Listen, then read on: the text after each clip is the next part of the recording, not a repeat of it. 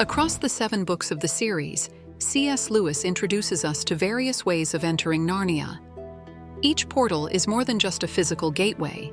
It reflects the emotional and spiritual journey of the characters who pass through it. From a simple wardrobe to enchanted doorways in the air, join us as we unravel the magic that links our world to Aslan's. The magical wardrobe. The wardrobe is arguably the most iconic portal to Narnia. It first appears in The Lion, the Witch, and the Wardrobe, when Lucy Pevensey stumbles upon an empty room in Professor Kirk's house. This wardrobe is directly connected to Narnia because it was crafted from the wood of a tree that once grew in that world. That tree, in turn, came from a seed planted by Diggory Kirke on Earth in The Magician's Nephew. The seed itself was taken from a fruit of Aslan's garden in Narnia, giving the tree magical properties. Years later, when the tree fell during a storm, Diggory used its wood to craft the wardrobe. This connection gives the wardrobe a special link to Narnia, enabling it to act as a portal to that world. When Lucy hides inside the wardrobe, she discovers that its back extends far beyond what it seems, leading her into a snowy forest in Narnia. This portal is later used by her siblings, Peter, Susan, and Edmund, and plays a pivotal role in their journey to becoming the kings and queens of Cair Paravel. The wardrobe doesn't always act as a portal. It only works when Narnia permits it. At various moments, characters try to use the wardrobe, only to find it behaves like an ordinary piece of furniture. This suggests that access depends on Aslan's will or the character's destinies, reinforcing the idea that journeys to Narnia happen for a greater purpose. The magic rings. Going back in Narnia's timeline, we find another iconic method: the magic rings crafted by Uncle Andrew in The Magician's Nephew. Andrew, a self-centered amateur magician, learned dark magic from a book inherited from his godmother, Mrs. LeFay.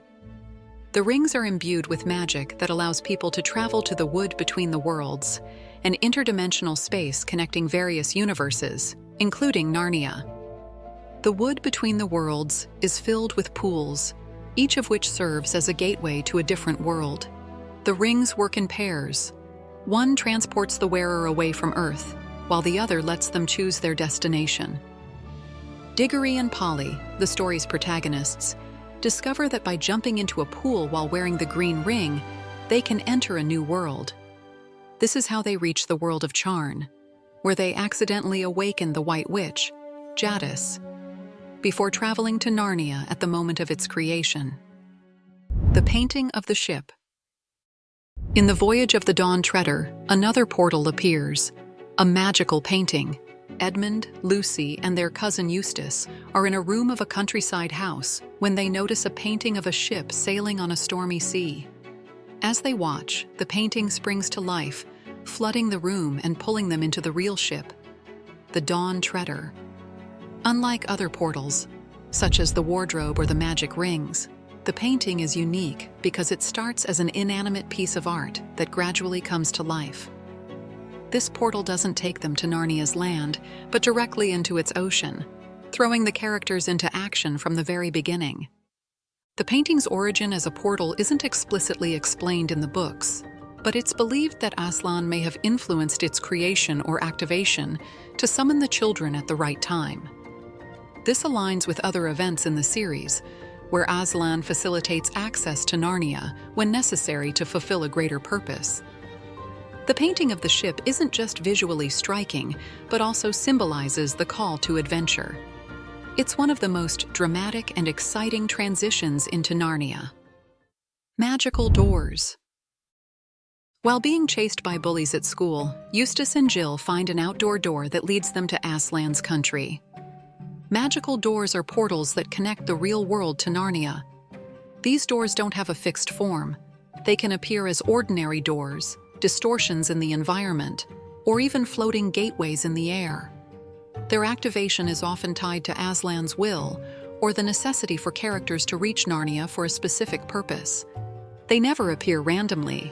They always fulfill a greater purpose in the story.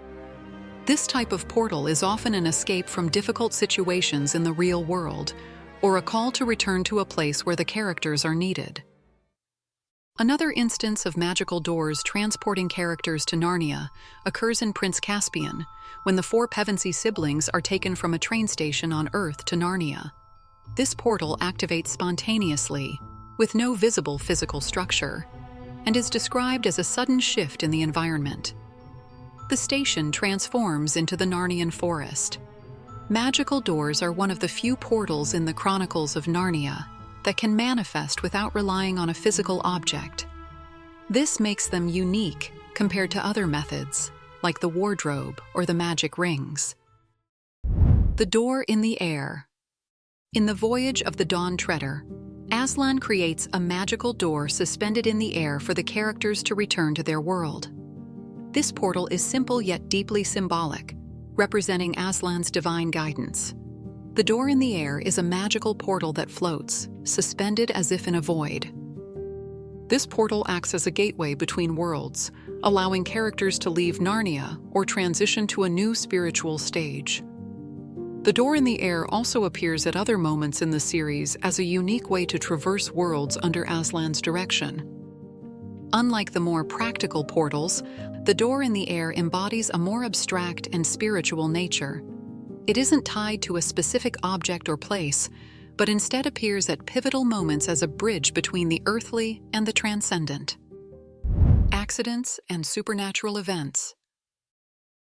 In the last battle, the characters arrive in Narnia after a train accident on Earth. This event, though tragic, is revealed as a means to bring the protagonists to the true Narnia, the celestial realm where the story finds its conclusion. In the final chapter of the saga, the main characters, including the Pevensey siblings, except Susan, are on a train in the real world. A sudden accident occurs, resulting in the characters' deaths on Earth. After the accident, the characters awaken in Narnia, only to realize they're no longer in the old Narnia. Instead, they find themselves in the true Narnia, a heavenly version of the world they once knew. This supernatural event marks the transition from earthly life to eternal life, where they meet Aslan and see their stories come to a close. Although it isn't explicitly stated, it's implied that Aslan is behind these events, orchestrating them to ensure the characters arrive in Narnia at the right moment. Accidents and supernatural events add a layer of mystery and transcendence to the journeys between worlds in the Chronicles of Narnia. Unlike other portals that the characters can control, such as the magic rings, these methods emphasize the idea that travels to Narnia are part of a greater and more meaningful plan designed by Aslan.